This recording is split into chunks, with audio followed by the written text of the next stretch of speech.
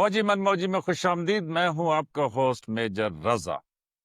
और मैंने field marshal Syed Asim Munir के ऊपर एक प्रोग्राम किया था और मेरे एक फौजी ने कहा चुप के रख। तो आज मैं एक और वो मैंने उस वक्त प्रोग्राम किया था कि जब मेरे ख्याल में उनकी प्रमोशन हुई थी जनरल से फील्ड मार्शल। तो आज जो मैं आपको प्रोग्राम करने लगा हूं इसको बिल्कुल ना मिस कीजिएगा, वो इसलिए कि आज चुप के ही नहीं, मैं आपको एक ऐसी अंदर की खबर सुनाऊंगा कि जिस तरह वो कहते हैं ना मीडिया की दुनिया के अंदर के बहुत अंदर की खबर लाया हूं, और ऐसी खबर लाया हूं कि जिसके ऊपर किसी ने मुझे कहा कि शायद फील्ड मार्शल को खुद भी याद ना हो, और किसी ने यह भी कहा कि शायद 23 एफएफ के अफसरों को भी खुद भी मालूम ना हो। और उसने कहा कि शायद सर आप बाहर के वाहिद आदमी हैं जिसको ये बात अभी पता चली है। तो किस्सा यूं, अब चूंकि इतना सनसनीखेज किस्सा है इसलिए जो है ना जरा मिर्च मसाला शुरू में, अब इतनी मैं लंबी अंग्रेजी तो करूंगा ना, वो इसलिए कि ताकि आपका जरा इस्तिराब बढ़े, आपको ख्वाहिश हो कि मैं कौन सी स्टोरी करने वाला हूं। तो ये आज से 25 साल पुराना किस्सा है। 2001-2000 की बात होगी। तो उस टाइम में 23 एफएफ जो है वो लाहौर में थी, और जब लाहौर में थी तो उसके कमांडिंग ऑफिसर थे colonel Syed Asim Munir, lieutenant colonel Syed Asim Munir. और कर्नल आसिम जो थे, जो कि अभी फील्ड मार्शल सैयद आसिम मुनीर हैं, तो वो सीओ थे। और इस अफसर ने मुझे ये बताया कि सर मैं यूनिट में एजुटेंट था, और मेरे साथ एक और अफसर जो है वो यूनिट में क्वार्टर मास्टर है। अगर आप फौजी यूनिट से वाकिफ नहीं है तो फौजी यूनिट 800-900 लोगों की एक तरतीब होती है कि जिसमें वो 100-200 लोगों की 4 कंपनियां होती हैं, फिर प्लेटूनें होती हैं, सेक्शन होते हैं, इसी तरीके से। तो यूनिट जो है पहली कमांड आपको जो मिलती है वो फौजी यूनिट की मिलती है, लेफ्टिनेंट कर्नल जब आप प्रमोट होते हैं। तो कर्नल आसिम को आप यूं कह सकते हैं कि यूनिट का बाप होता है। सीओ जो है ना वो यूनिट का बाप होता है। आपने आजकल ये पॉलिटिकल दुनिया में बड़ा सुना होगा कि वो चीफ जो है वो कौम का बाप होता है और उसके ऊपर बड़ा मजाक और वो सारा कुछ, लेकिन यूनिट का हकीकत में जो बाप होता है वो कमांडिंग ऑफिसर होता है। और यूनिट की जो माँ होती है वो 2IC होता है। तो इसलिए लोग जो है वो 2IC के साथ एक माँ की तरह ही बात करते हैं, और जो सीओ होता है उसके साथ एक बाप की तरह ही बात करते हैं। तो 2001 में छोटी ईद की छुट्टियां होने वाली थी, आखिरी वर्किंग डे था। और इस अफसर के मुताबिक वो जो कि कप्तान था और उसके साथ जो क्वार्टर मास्टर कप्तान था, उसने कहा कि जी हम दोनों जो है काफी देर यूनिट में बैठे रहे, और मतलब छुट्टी के लिए नहीं गए। तो जब हम जाने लगे तो उस टाइम पे कमांडिंग ऑफिसर जो है वो भी बाहर आ गए, कर्नल आसिम। तो उन्होंने इनसे पूछा कि नौजवानों तुम दोनों इधर क्या कर रहे हो, दोनों कप्तान जो है। तो उन्होंने कहा सर वो इसलिए क्योंकि आप इधर ही थे, तो इसलिए हमने कहा कि हम भी इधर ही रहें। और जाहिर है सीओ यूनिट में हो तो फिर जो है ना मतलब अफसरों को यूनिट में ही होना चाहिए। तो उसने कहा हालांकि ये वजह नहीं थी हमारी वहां पे रहने की। हमारी वहां पे रहने की वजह ये थी कि हम दोनों के पास कोई पैसे नहीं थे कि हम फैमिली को छुट्टी पे लेके जाते। जाहिर है पिंडी से एक चकवाल का रहने वाला था और एक जो है वो लाहौर का रहने वाला था। तो उसने कहा कि जी बच्चों को फैमिली को लेके ज़ाहिर है ईद पे इतना दूर जाते, तो वो आने जाने का खर्चा, पेट्रोल, गाड़ी, फिर ईद, फिर ईदियाँ, फिर उसके बाद जो है ना बेग में, तो फिर ये मतलब आपको पता है कि समझ आ गई होगी। तो उस ज़माने में उसने कहा कि जी सीओ ने कहा कि नहीं यार, मैं इधर हूँ ईद के ऊपर, 2IC भी इधर ही है ईद के ऊपर, और एसएम साहब सूबेदार मेजर साहब भी इधर ही हैं।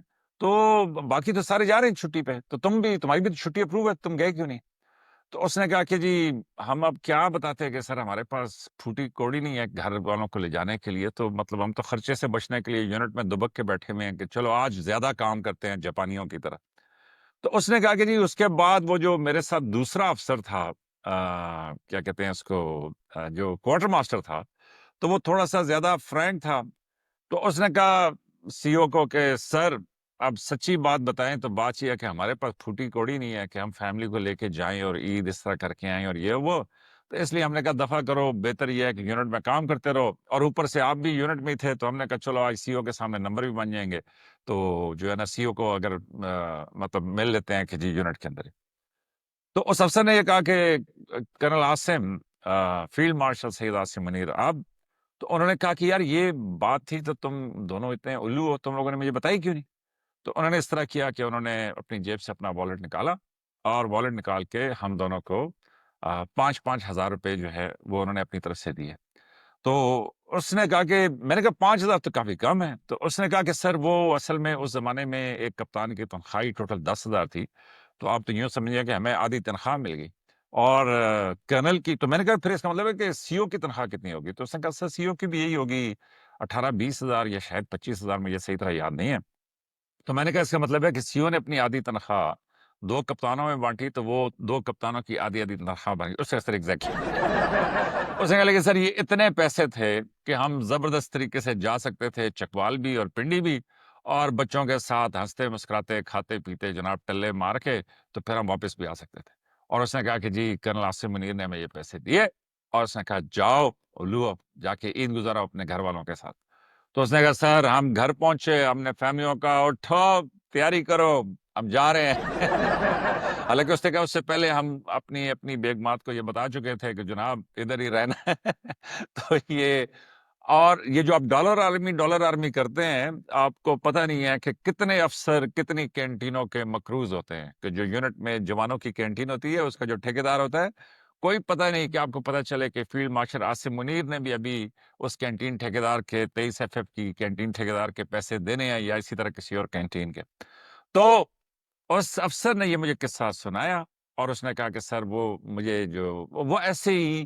اب اس افسر سے میرا کیا تعلق تھا؟ تو اس افسر سے میرا تعلق یہ تھا کہ فوج میں جب ایک اپوائنٹمنٹ پہ گیا تو وہاں پہ مجھ سے پہلے وہ تھا اور میں نے اس کو ریپلیس کیا. آج سے بہت سالوں پہلے کی بات ہے. اور اگلے دن وہ سارا گروپ جو ہے وہ جس کو ہم فیلکن گروپ کہتے تھے، وہ سارا کے سارا فیلکن گروپ میرے پاس آیا ہوا تھا میرے گھر پہ.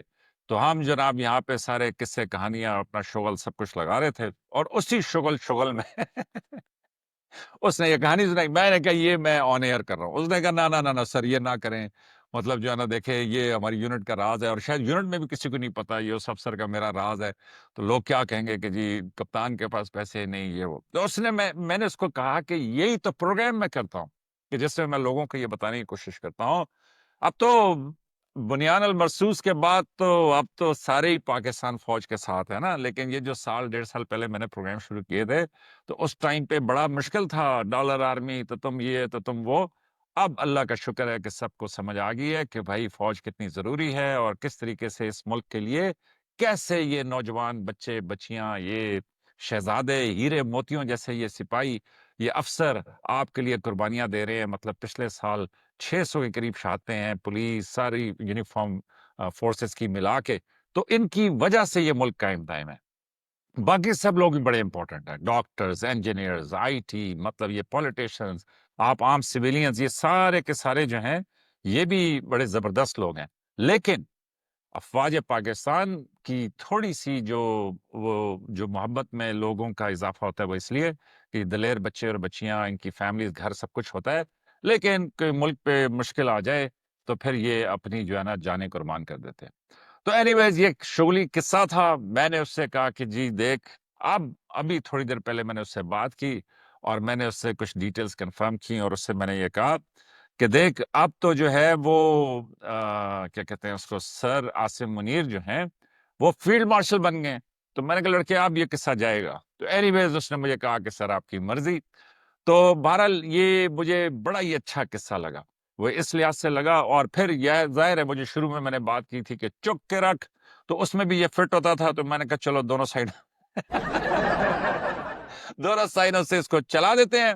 اور ساتھ میرے ہندو دوست وہ بڑے ہی پریشان ہیں ان کو سمجھ نہیں آ رہی کہ یہ کیا ہوا ہے. اور ہوا یہ ہے کہ جو پاکستان کے فیلڈ مارشل ہیں سید عاصم منیر ان کو امریکہ نے اسپیشل انویٹیشن دیا ہے جو یو ایس آرمی ڈے ہے اس کے اوپر. اور یہ جو یو ایس آرمی ڈے ہے یہ 14 جون 2025 کو ہے.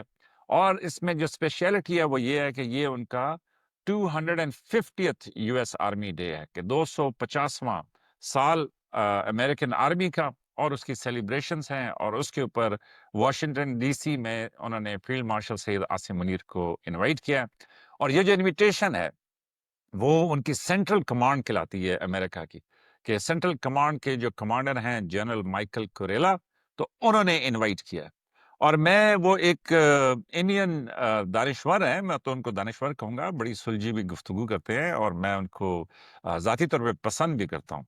تو وہ نا اور اچھے انسان کی نشانی یہ بھی ہوتی ہے کہ جب وہ تنقید یا مطلب وہ جب اپنے غصے کا یا ناراضی کا اظہار کرتا ہے تو وہ بڑے سلجھے ہوئے انداز میں کرتا ہے۔ انڈیا کو تو بھگو بھگو کے ٹرمپ روز مارتا ہے اور مودی سہتا ہے۔ مودی کی تو روز اس کو انسرٹ کرنی ہے۔ مودی کو تو ایسے ٹریٹ کر رہا ہے جیسے کوئی اس کا پرسنل گھر کا نوکر ہوتا ہے نا، جیسے رامو چائے لے کے آ، رامو میرے کپڑے دھو دے، رامو جھاڑو مار۔ ہمارا تو یہ حال کیا بس نے، مودی کا حال کیا۔ ہم ہندوستانی تو اس کے سامنے جھکنے کو تیار نہیں ہیں، 140 کروڑ، لیکن مودی جھکا پڑا اس کے سامنے۔ تو پہلے تو اس کلپ میں وہ یہ کہتے ہیں کہ دیکھیں جی، ہم تو چلے تھے دنیا کو یہ بتانے کہ پاکستان دہشت گرد اور اس نے انڈیا میں دہشت گردی کی، اور ہم پاکستان کو جو ہے وہ سبق سکھانے کے لیے اور دنیا میں یہ نیریٹو بنانے کے لیے چلے تھے، اور دوسری طرف امریکہ کی ایسی دوستیاں مہربانیاں پاکستان کے ساتھ شروع ہو گئی ہیں اس بنیاد المرصوص اور آپریشن سندور کے بعد کہ جی وہ فیلڈ مارشل عاصم منیر کو انوائٹ کر رہے ہیں، وہ کہہ رہے ہیں کہ جی پاکستان نے زبردست کردار ادا کیا دہشت گردی کے خلاف۔ آرمی ڈے کے اندر اسپیشل انویٹیشن ٹرمپ صاحب نے کس کو بھیجا، آپ کو یقین نہیں آئے گا۔ پاکستان کے general Asim Munir will be the special guest on the U S army day parade, جو ان کا جشن ہے وہاں پر ان کو بلایا گیا ہے۔ کمال کی بات ہے صاحب، کمال کی بات ہے۔ تو اتنی محبت پاکستان سے۔ 14 جون کو یو ایس آرمی ڈے کا جشن ہے، ہندوستان کو تو بلایا نہیں اور باقی کسی کو تو بلایا نہیں، لیکن پاکستان کے جنرل عاصم منیر کو وہاں بلایا۔ اور اس کے بعد ظاہر ہے کہ جب فیلڈ مارشل وہاں پہ جائیں گے تو بڑی ہائی لیول کی ڈسکشنز ہوں گی، اس میں پاکستان کا رول اور وہ سب کچھ، اور اس میں جو پاکستان کی سگنیفیکنس ہے، اور اس پہ میں ایک علیحدہ سے پروگرام کروں گا کہ کیسے پاکستان نے ماضی میں امریکہ کو چائنا کے ساتھ جوڑا اور کیسی زبردست سٹوری وہ تھی، اور کیسے اب پاکستان کی اہمیت ہے چائنا کے حوالے سے اور امریکہ کے حوالے سے۔ تو اس سب کے بیچ میں وہ جو دانشور صحافی تھے وہ یہ کہہ رہے تھے کہ ارے بھائی انہوں نے تو ہمارے مودی صاحب کو تو وہ رامو ہی بنا دیا ہے، کہ جس طرح وہ ایک بیل بوائے رامو ہوتا ہے، انہوں نے نام رامو لیا ہے کہ رامو جاؤ چائے لے آؤ، رامو اس طرح کرو بسکٹ لے آؤ، رامو چیک کرو کہ جی مہمان آئے ہیں یا نہیں آئے ہیں، رامو اس طرح کرو کہ باہر جو ہے نا گاڑیاں لگوا دو۔ تو انہوں نے کہا کہ جی انہوں نے مودی صاحب کو تو بنایا ہوا ہے۔ یہ اب میں نہیں کہہ رہا، یہ وہ خود کہہ رہے ہیں کہ جی رامو بنا دیا۔ تو دیکھیں میں نا وہ کیا کہتے ہیں اس کو، ابھی لوگ کہیں گے کہ یار دیکھ میجر جو ہے نا وہ فیلڈ مارشل کو گھیرنے کی کوشش کر رہا ہے، میں وہ نہیں کر رہا، وہ کر بھی رہا ہوں گا، وہ اس لیے کہ فوج ایک بڑی خوبصورت ادارہ ہے، اور خوبصورت ادارہ اس لیے ہے کہ میرے والد صاحب فوت ہو گئے، اس زمانے میں ہم ایک فوجی کالونی میں رہتے تھے، جس طرح یہ جو عسکری کے گھر ہوتے ہیں وہاں پہ، تو میرے والد صاحب ایک پیور سویلین آدمی تھے۔ تو اب وہاں پہ جب ہم رہتے تھے تو اس میں نا وہاں پہ سارے گلی میں ریٹائرڈ رہتے تھے جن کو وہ گھر الاٹ ہوتے تھے، تو میرے والد صاحب باہر نکلتے تھے تو وہ ظاہر ہے کوئی سامنے کرنل صاحب مل گئے، کوئی میجر صاحب مل گئے، کوئی اسی طریقے سے آگے کوئی فل کرنل مل گیا، تو اور رینک وائز کالونیاں ہوتی ہیں، رینک وائز گلیاں ہوتی ہیں فوج میں، اور فوج میں وہ سٹاف مذاق کرتا تھا کہ رینک وائز قبریں بھی ہیں کہ یہ جرنیلوں کی قبریں ہیں، یہ صوبیدار میجروں کی ہیں، یہ حوالداروں کی ہیں۔ اور وہ اس میں یہ بھی کہتے تھے کہ جو مولانا صاحب ہیں ان کی دعاؤں میں مٹھاس بھی اسی حساب سے ہوتی تھی۔ یہ تھوڑی سی میں شاید زیادتی کر گیا، لیکن یہ ہے کہ وہ یہ کہتے ہیں کہ جی مولانا صاحب جب ظاہر ہے کہ اگر جنرل صاحب کی تدفین ہو رہی ہے تو وہ اس میں پھر تھوڑی سی دعائیں بڑھا دیتے تھے، اور ہم لوگ مذاق کرتے تھے آپس میں جو ینگسٹرز تھے کہ ظاہر ہے جنرل صاحب کو اگلے جہان میں زیادہ دعاؤں کی ضرورت ہوگی، وہ اس لیے کہ انہوں نے کافی سارے لوگوں کو یہاں پہ رگڑا ہے تو ان کی بچت مشکل ہے۔ تو بہرحال یہ ہماری کپتانوں کے یا لیفٹینوں کے جوک ہوتے تھے۔ تو اسی طریقے سے جو ڈاکٹرز ہوتے تھے سی ایم ایچ کے، اس پہ بھی ویسے ایک پروگرام کرنا چاہیے کہ وہ بھی اسی طرح کے نا کیا کہتے ہیں اس کو، بڑے میٹھے طریقے سے ملتے تھے، اور جو ینگ لیفٹینٹ کپتان جاتے تھے اس کو خالی ڈسپرین، کیا ہوا ہے ٹانگ ٹوٹ گیا ڈسپرین دے دو، کیا ہوا ہے بخار ہے ڈسپرین دے دو، کیا ہوا ہے بازو ٹوٹ گیا سر ڈسپرین دے دو، کیا ہوا ہے کمر میں درد ہے ڈسپرین دے دو۔ تو وہ اس طرح لوگ جو ہے نا وہ شغل لگایا کرتے تھے کہ یار ہمیں تو ملنی خالی ڈسپلین ہے. تو اینی ویز ٹاپک کدھر سے کدھر چلا گیا میری یہ باتوں میں. تو میں یہ کہہ رہا ہوں کہ وہ جو انڈین صحافی ہیں وہ خود کہہ رہے ہیں کہ انہوں نے رامو بنا لیا. تو بات یہ میرا خیال میں کسی بھی پروگرام ختم کرتا ہوں, 14-15 منٹ ہو گئے ہیں.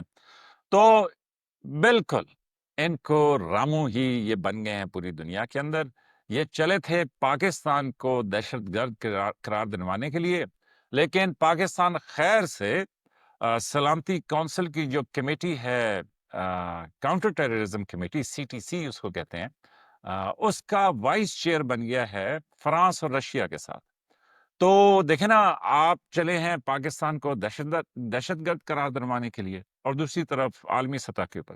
تو بہت شاباش ہے جہاں افواج پاکستان کو, وہاں پاکستان کے سفارتکاروں کو, وہاں پاکستان کے تمام سیاستدانوں کو, تمام عوام کو, کہ اور اسپیشلی یہ جو ینگسٹرز ہیں کہ جو ٹک ٹاک پہ باقی سب جگہ پہ یہ ویڈیوز لگاتے ہیں, تو ان سب کو بڑی شاباش ہے کہ وہ کیا خوبصورت طریقے سے پاکستان کی میسیجنگ پوری دنیا کے اندر کر رہے ہیں. تو رامو, مجھے آپ کے لیے بڑی کیا کہتے ہیں ہمدردی ہے, لیکن رامو آپ کے کام بڑے خراب ہیں, تو اس لیے آپ پلیز یہ اپنے کام ٹھیک کریں اور خواہ مخواہ پاکستان کے ساتھ پنگے نہ لیں. تو میرا خیال ہے کہ پھر یہاں پہ خطے میں حالات بہتر ہوں گے. پاکستان ہے, ایک بہادر ملک ہے, بہادر افواج ہیں, بہادر عوام ہے. تو اسی پہ آج کا پروگرام ختم کرتا ہوں. تو امید ہے کہ آپ کو یہ قسط پسند آئے گی. بہت شکریہ.